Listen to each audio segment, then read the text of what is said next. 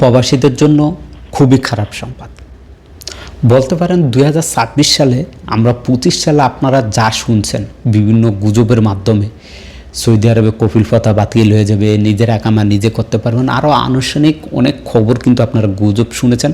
আমি যদি আমার চ্যানেল আপনি প্রতিটা ভিডিও দেখেন, আমি প্রতিটা ভিডিওতে বলছি ইনভেস্টর লাইসেন্স যারা করবে তারাই নিজের একামা করতে পারবে নিজেরা, এবং মালিক কখনো বাদ হবে না।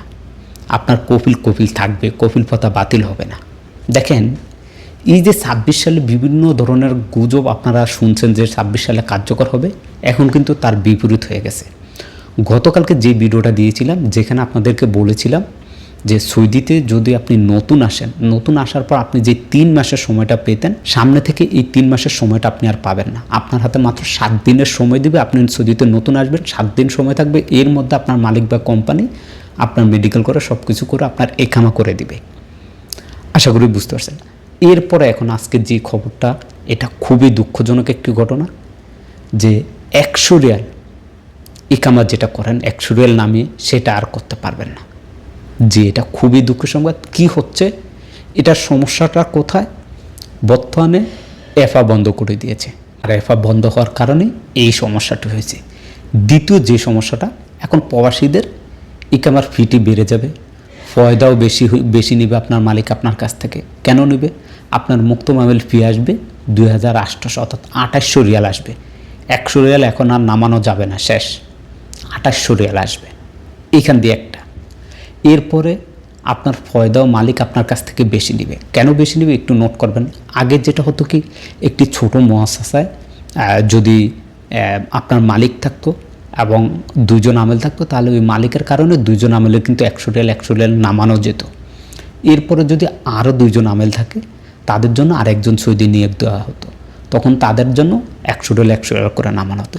এই যে সৌদিটা নিয়োগ দেওয়া হতো, এই সৌদি কিন্তু ওই ইকামা করার আগে 15 দিন 1 মাসের জন্য কিন্তু নিয়োগ দেয়, 1 মাসের জন্য। এরপরে কিন্তু এই মুআসাসা থেকে বেরো যায়। এই সিস্টেমটা বন্ধ করে দিয়েছে।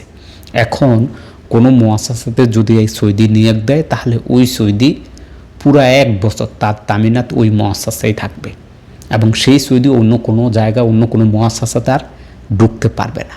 তো চিন্তা করেন, এই যে লোকটাকে ঢুকানো, তাকে কিন্তু দেখা গেছে 2000-3000 দিলে সে 15 দিনের জন্য থাকতো, আকামা হলে তাকে আপনার মালিক বের করে দিত। এখন তার সেটা সম্ভব না, 1 বছর ধরে রাখতে হবে তাকে বেতন দিয়ে। তাহলে আপনার মালিক ওই যে তাকে যে বেতনটা দিবে, এই বেতনটা আপনাদের কাছ থেকেও ফয়দা বেশি নেবে। তার মানে এখান দিয়ে আপনার 2800 রিয়াল আসতেছে, জাহাজত ফি 650 রিয়াল আসতেছে, আপনার তামিন 500 রিয়াল আসতেছে। এরপর আপনার যদি কোনো জরিমানা থাকে, জরিমানা দিবেন। এরপরে এই যে ফয়দা, সব মিলিয়ে এখন আর আগের মতো নাই। এখন অনেকে বলবেন, ভাই কালকে তো আমি করছি।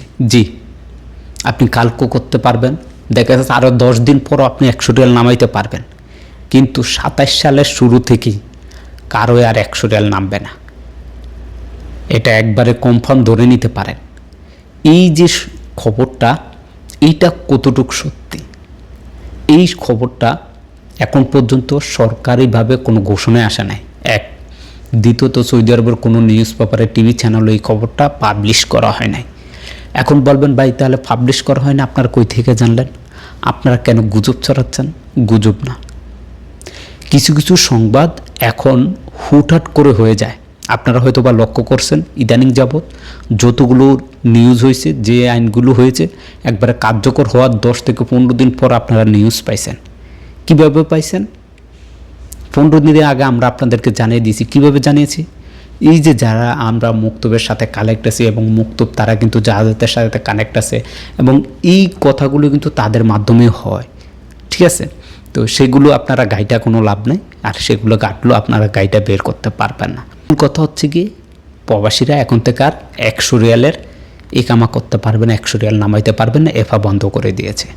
এবং 27 সাল থেকে সম্পূর্ণভাবে বন্ধ, সব নিয়ম বন্ধ হয়ে যাবে। এবং ছোটো মুআসাসা আগে যেরকম 15 দিন 20 দিন, ওই যে বললাম একজনকে ঢুকাইতো, আপনার একামা করার পর তাকে বের করে দিতে, এখন আর সেটা করা যাবে না। একবার ঢুকাইছে তো 1 বছর পুরো কমপ্লিটলি সে এখানেই থাকতে হবে। এখান থেকে সে বের হয়ে গেল, সে অন্য জায়গায় আর ঢুকতে পারবে না, তাহলে তার ইনকামটা বন্ধ হয়ে। আগে যেরকম সে একটি মুআসাসায় ঢুকার পর 20 দিন বা 1 মাস ছিল, তারপর অন্য মুআসাসায় ঢুকতো 2000 করে দিলে, 5টা মুআসাসায় গেলে 10,000 কামাইতো, এখন তার সে পারবে না, 1 বছরের জন্য তার ব্যান হয়ে যাবে বলতে পারেন।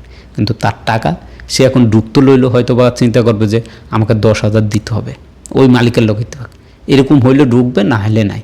তো এই যে 10,000 টাকা দিবে, এটা কার কাছ থেকে দিবে? আপনার কাছ থেকে। ওই মালিক তো আর দিবে না, কারণ আপনার লাভ হবে, মালিকের তো লাভ হবে না।